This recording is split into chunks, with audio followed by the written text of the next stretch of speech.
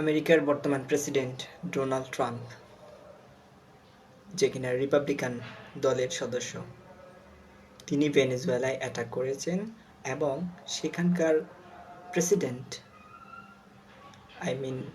মাদুরোকে তিনি আটক করেছেন। তার দাবি হচ্ছে, সে এটা বলতেছে, তার বিরুদ্ধে অভিযোগ হচ্ছে সে যুক্তরাষ্ট্রে মাদক পাচার করে এবং তার স্ত্রীকেও ধরা হয়েছে। দেখেন, একটা সভরেন এবং সার্বভৌম রাষ্ট্রের মধ্যে যদি কোনো রাষ্ট্র হস্তক্ষেপ করে, তাহলে সেটা ইউএন চার্টার, ইউনাইটেড নেশনস চার্টারের সরাসরি ভায়োলেশন, সরাসরি লঙ্ঘন। পাশাপাশি এটা হচ্ছে মানবাধি ইন্টারন্যাশনাল ল, আন্তর্জাতিক আইনের লঙ্ঘন।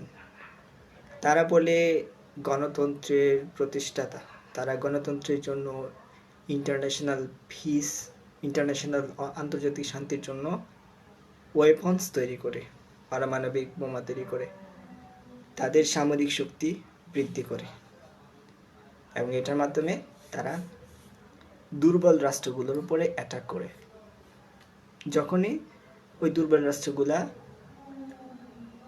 তাদের নিজস্ব ন্যায্য অধিকার করতে গিয়ে যখন তার উন্নত রাষ্ট্রগুলার, যেমন ধরেন যুক্তরাষ্ট্রের বিরুদ্ধে যদি কোনো কথা চায়, তাহলে সেটা তাদের জন্য গায়ে লেগে যায়, গায়ে আগুন ধরে যায়।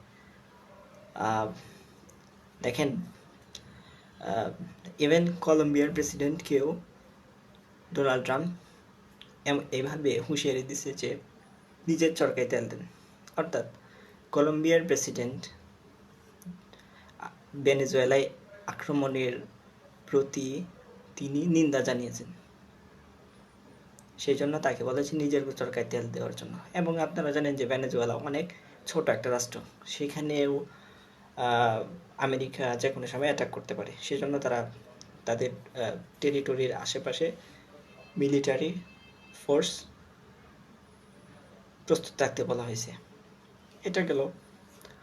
তারপর হচ্ছে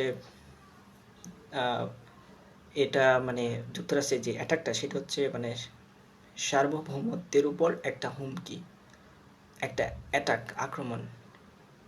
একটা দেশে যে সার্বভৌমত্ব থাকতে পারে, সেটাকে তারা বৃদ্ধাঙ্গুল দেখানোর মাধ্যমে প্রমাণ করেছে। কিভাবে? যুদ্ধের মাধ্যমে।